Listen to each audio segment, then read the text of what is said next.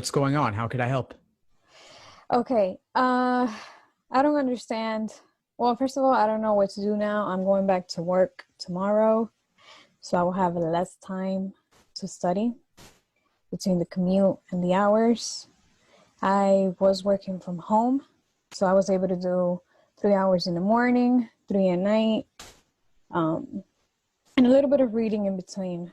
But I don't know what I should do now since the time is closely reaching. Yeah, things are going to change undoubtedly. If you were working from home, you had more time to study. Now you're Yeah. commuting and maybe work's going to be a little bit busier. So it's going to be an adjustment and you're going to have to fit in the time wherever you can. So an hour before work, if you wake up super early, an hour during lunch, an hour after work before you go home. Maybe you can fit in some time during the workday. Maybe on the commute, you can do a little bit. Just got to get the hours where you can. Oh my God. That's going to be so wild. Yeah, I mean, especially after months of lockdown, I'm sure it's going to be a big change. No, definitely, definitely. And I mean, I just, an email that I sent you before, I don't know what I'm missing. I don't know if I'm getting like anxiety. Like when I don't do stuff timed, I feel like I do great. Then when it comes to timing, I kind of like lose it. And I'm like more worried about the time, like trying to do the questions within what, 1 minute and 30 or 2 minutes or less. And then I just like, I don't perform well. I hear that. Yeah, timing makes a big difference. It makes a big impact. And so it's not enough to get it right. You got to get right efficiently. It's a whole nother Right. level to the prep, but accuracy first. You got to make sure accuracy is good. So how do you feel when you're doing it untimed? Is your accuracy pretty high? Where is it at? Yeah. I love doing it on time. I think everyone does, right? But then I'm like, okay, so I could do it on time, and then I try to do it timed. I don't know what I'm missing, honestly. I have been studying for since Feb. I'm sorry, since Feb, and I'm not too sure.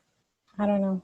Well, you got to slowly introduce timing. One thing you could do is if you got 35 minutes per section, start out by timing yourself on a section. Give yourself an hour if you want.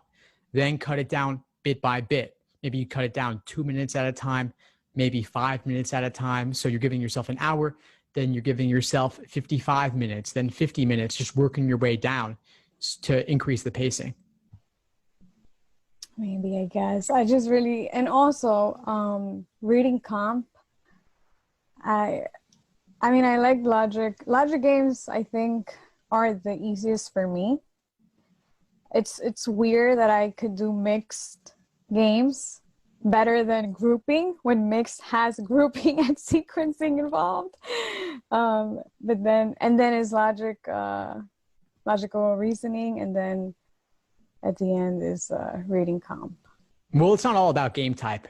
It's not all about game type. Just there's other things going on in the game, just the difficulty level overall. Sometimes the rules, you get them or you don't get them. But with reading comp specifically, what's giving you trouble? Let's talk about that a little bit. Well, that's another thing.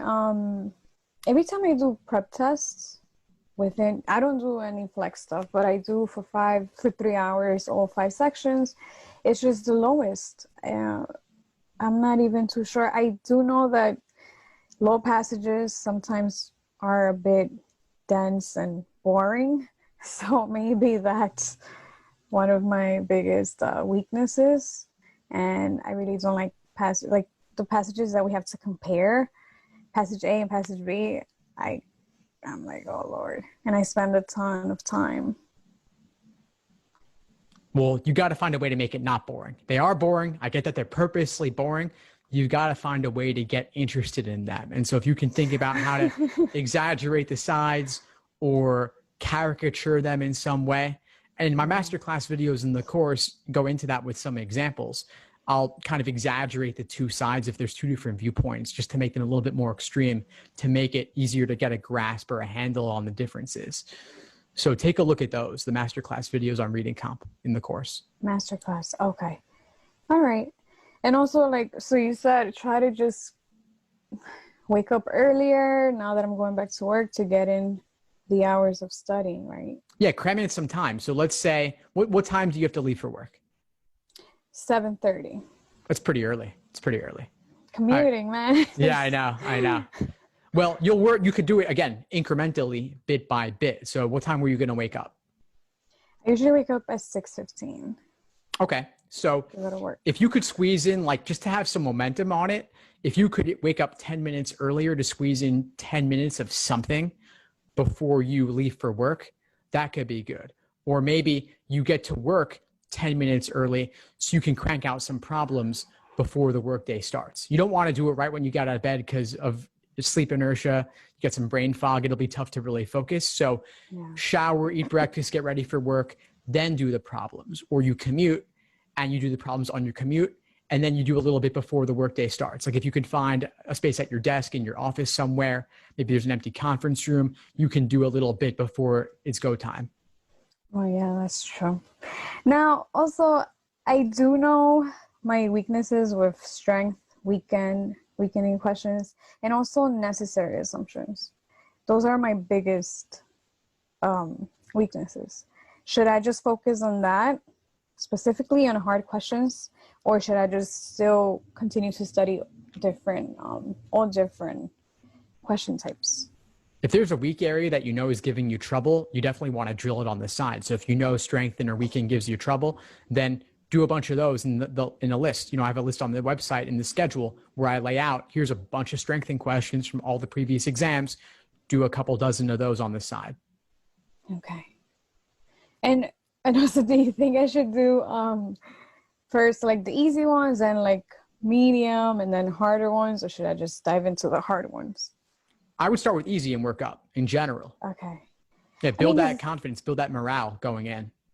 Because I just started your schedule, and there's a lot of like, I just feel like we're thrown into the games, all game types. And I was like, all right, here's a challenge. Let's do it. They weren't easy. Or the ones that you made up or other students came up with that were a bit weird with the Greek, the Greek gods, yeah. That was something else. Yeah, well, the reason I start with games is because it's actually the most learnable section, even though it seems the most intimidating at first. So it could feel like you're getting thrown in, but in reality, I'm having you go easy to hard within every single category. So easy ordering, moderate ordering, difficult ordering, easy grouping, moderate grouping, difficult grouping. And I'll admit I wrote some pretty tough games just as examples, just to kind of let you see what the curveballs can be like. But then I also explain them. So you see they are solvable. Oh no, yeah, of course. I really did not ever come across something with the A's. That was really something else. Yeah, well, I want you to be ready for anything, any little twist like that. And you saw that even though the game, I messed with the letters there, it's still like any other game under the surface, right? It's all about the lettering, man. Like that would like mess you up. Yeah. Oh God. So I think that's really it. It's just the timing with me. I feel one way when it's untimed, like I said, and then I'm someone else when it's timed. So I'm still trying to I think it's mental and trying to prepare myself. Yeah. Yeah. And the speed will come with understanding.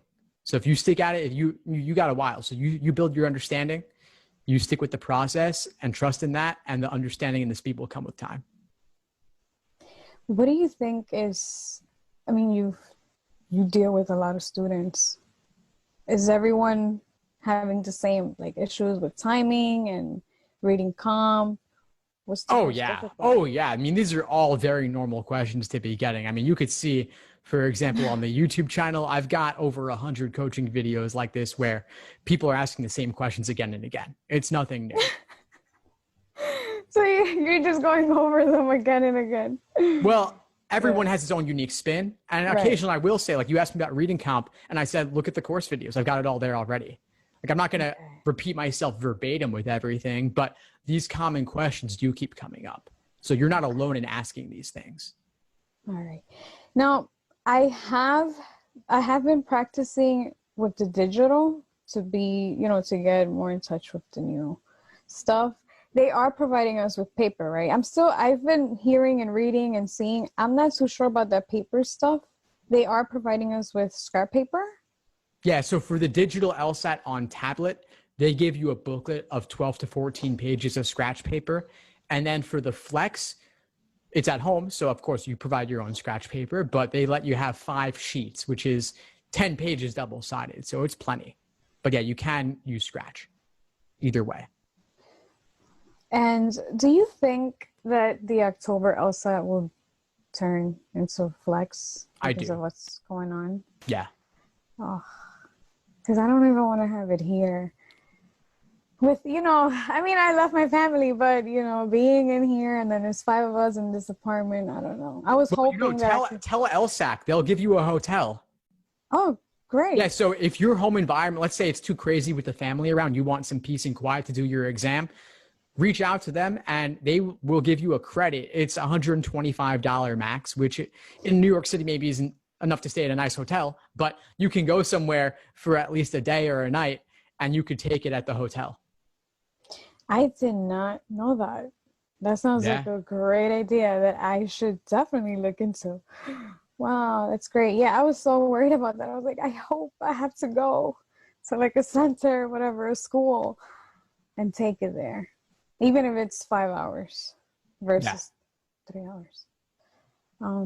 So I think that's pretty much it. Awesome, Winnie. You got this. You got this. Well, keep at it, keep in touch, and let me know if you need anything moving forward. And I'll see you in class soon. Definitely. Thank you for your time and your pointers. Of course, my pleasure. I will be emailing you. Awesome. Please do. Alrighty then.